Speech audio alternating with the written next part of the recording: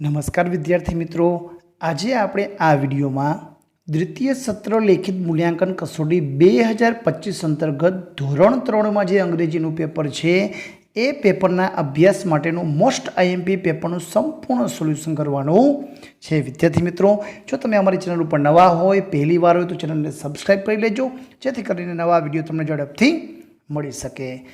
પ્રશ્ન નંબર 1માં તમને પૂછાયેલું છે, આપેલા શબ્દનું અનુલેખન કરો. વિદ્યાર્થી મિત્રો, અહીં આપણને શબ્દો આપેલા હશે, એ શબ્દને આપણે જોઈને કાંઈ પણ જાતની સ્પેલિંગ ભૂલ ન થાય એ રીતે લખવાના છે. તો પેલું છે મંકી, બોલ, કાવ, પેન્સિલ, ડસ્ટર. તો વિદ્યાર્થી મિત્રો, તમે આવા શબ્દ લેખનનો તમે મહાવરો છે એ તમારી રફબુકમાં કરી લેજો. પ્રશ્ન નંબર 2 આપેલું છે જોડકા જોડો. જ્યાં એ અને બી વિભાગ આપેલો છે, જેમાં આપણને એ વિભાગમાં શબ્દ અને બી વિભાગમાં આપણને ચિત્રો આપેલા છે. તો તેને જોડવાનું છે. પેલું છે એપલ. એપલ એટલે કે સફરજન. બોલ, બોલ એટલે કે દડો. ફિશ, ફિશ એટલે કે માછલી. ગ્લાસ, ગ્લાસ એટલે કે ગ્લાસ. ને કાઇટ, કાઇટ એટલે કે પતંગ. તો આ રીતે શબ્દની સામે તમારે ચિત્ર સાથે જોડવાનું છે. આગળ છે પ્રશ્ન નંબર 3માં આપેલું છે ખૂટતા અંક લખો. અહીંયા અંક આપેલા છે, ખૂટતા અંક પૂર્ણ કરવાના છે. 61, 61, 62, 63, 64, 65, 66, 67 અને 68. તો આ રીતે કમ્પ્લીટ કરવાના છે. 77, 78, 79, 80, 81, 82 અને 83.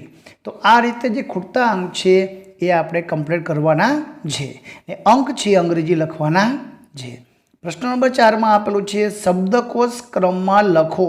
વિદ્યાર્થી મિત્રો, શબ્દકોશ ક્રમમાં લખવું એટલે કે ABCD આલ્ફાબેટિકલ ઓર્ડર પ્રમાણે લખવું. તો અહીંયા આપણને 4 શબ્દ આપ્યા છે: હોર્સ, ફિશ, કેમલ અને બેટ. તો સૌથી પહેલાં આવશે બેટ, પછી આવશે કેમલ, પછી આવશે ફિશ ને પછી આવશે હોર્સ. તો આ રીતે આપણે આ શબ્દને આલ્ફાબેટિકલ ઓર્ડર કકાવાઈ ક્રમ મુજબ ગોઠવવાના છે. પ્રશ્ન નંબર 5માં આપેલું છે કૌંસમાં આપેલા શબ્દો વડે ખાલી જગ્યા પૂરો. અહીંયા આપણને શબ્દ સમૂહ ગુડ મોર્નિંગ એટલે શુભ સવાર, થેન્ક યુ એટલે કે આભાર, ગુડ નાઇટ એટલે શુભ રાત્રિ, અને હાવ આર યુ એટલે કેમ છો. તો આ શબ્દનો ઉપયોગ કરીને આપણે જવાબ લખવાનો છે. કોઈની તબિયત વિશે પૂછવું હોય તો લખાય હાવ આર યુ. તમે કેમ છો? તો હાવ આર યુ પહેલાંમાં લખવાનું છે. સવારે તમારા મિત્રોને મળો ત્યારે સવાર હોય તો આપણે ગુડ મોર્નિંગ કહેવું જોઈએ.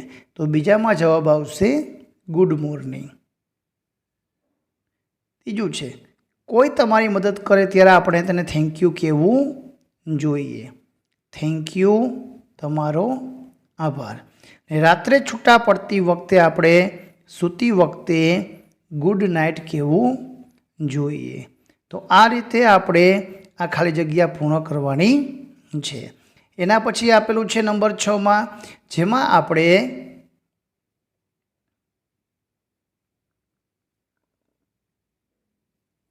This is, that is, these are અને ધોઝ આર વડે ખાલી જગ્યા પૂર્ણ કરવાની છે.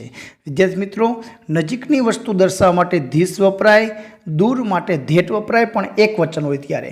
બહુવચનમાં નજીકની હોય ત્યારે ધીઝ અને બહુવચનમાં ધોઝ. તો અહીં દૂરની વસ્તુ છે, કેમ કે અહીંયા આપણે હાથ ચીંધેલો છે. દૂર હોય અને એક વસ્તુ છે તો જવાબ આવશે ધેટ ઇઝ. તો પહેલાંમાં લખવાનું છે ધેટ ઇઝ અ બોલ. બીજું નજીક છે તો નજીક હોય અને એક વચન હોય તો ધીસ ઇઝ અ ફિશ. નજીક હોય અને બહુવચન હોય તો these are. These are apples. દૂર હોય તો those are. THOACARE. Those are chairs. નજીક હોય અને એક વચન હોય તો this is. This is a mango. તો આ રીતે જવાબ લખવાના છે.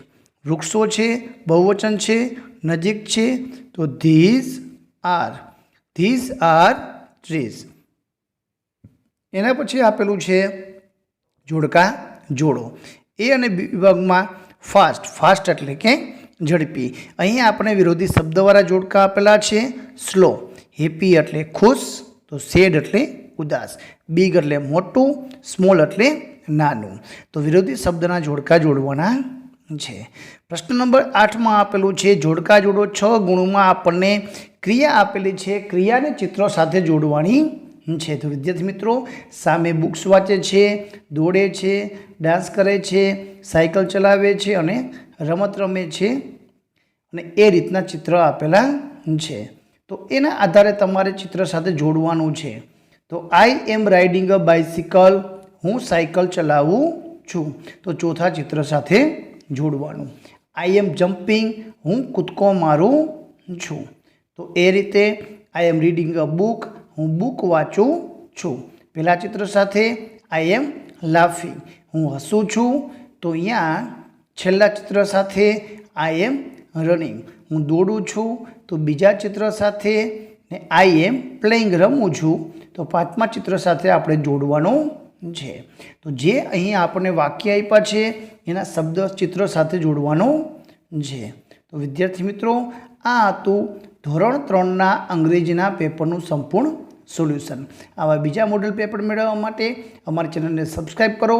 બાજુમાં આપેલું બેલ આઇકન દબાવો, જેથી કરીને નવા વિષયના વિડીયો તમને ઝડપથી મળી શકે. આભાર, ધન્યવાદ.